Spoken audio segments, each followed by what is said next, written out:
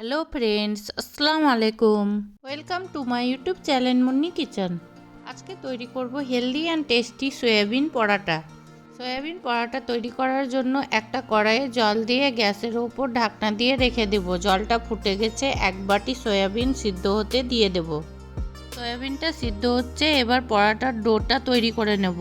এখানে 3 কাপ গমের আটা নিয়েছি, আপনারা চাইলে আটা ময়দা মিক্স করে নিতে পারেন। এবার স্বাদমতো লবণ, 1 চামচ আজওয়াইন ক্রাশ করে দিয়ে দেব, 2 চামচ তেল, 5 চামচ টক দই দিয়ে ভালোভাবে আটাটা মাখিয়ে নেব। আটা মাখানো হয়ে গেছে, এবার আস্তে আস্তে উষুম গরম জল দিয়ে ভালোভাবে একটা সফট ডো তৈরি করে নেব। দেখুন এভাবে সফট ডো তৈরি করব। এবার আটাটা ঢাকনা দিয়ে রেখে দেব। সয়াবিন সিদ্ধ হয়ে গেছে, এবার একটা ছাঁকনির সাহায্যে সয়াবিনের এক্সট্রা জল বের করে নেব।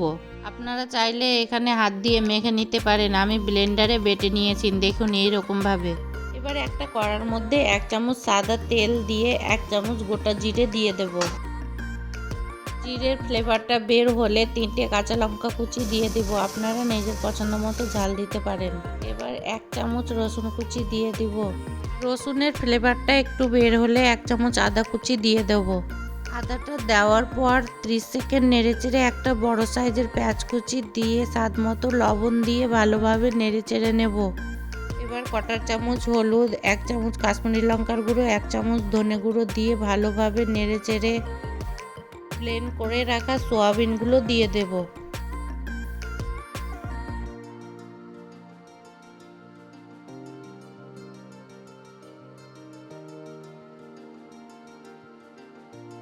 এবার 1 চামচ চাট মশলা ও কিছু ধনেপাতা কুচি দিয়ে দেব।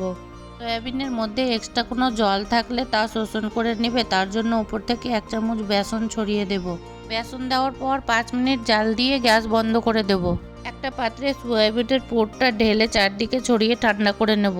আটার ডোটা দেখুন কত সফট হয়েছে, ভালোভাবে আরও একটু মেখে মিডিয়াম সাইজের লেচি কেটে নেব।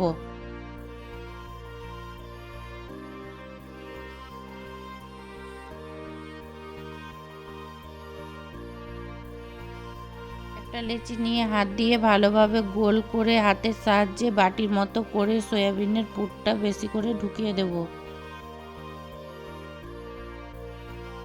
হাত দিয়ে ভালোভাবে চেপে 4 সাইডের মুখটা এক জায়গায় করে ভালোভাবে গোল করে আস্তে আস্তে পরোটাটা বেলে নেব।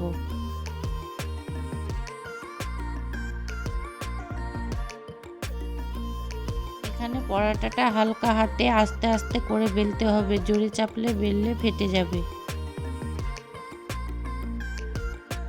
দেখুন পরোটাটা হালকা এরকম মোটা হয়ে থাকবে। পরোটাটা একটা তাওয়ার উপরে দিয়ে হালকা করে 2 পিঠ সেঁকে নেব।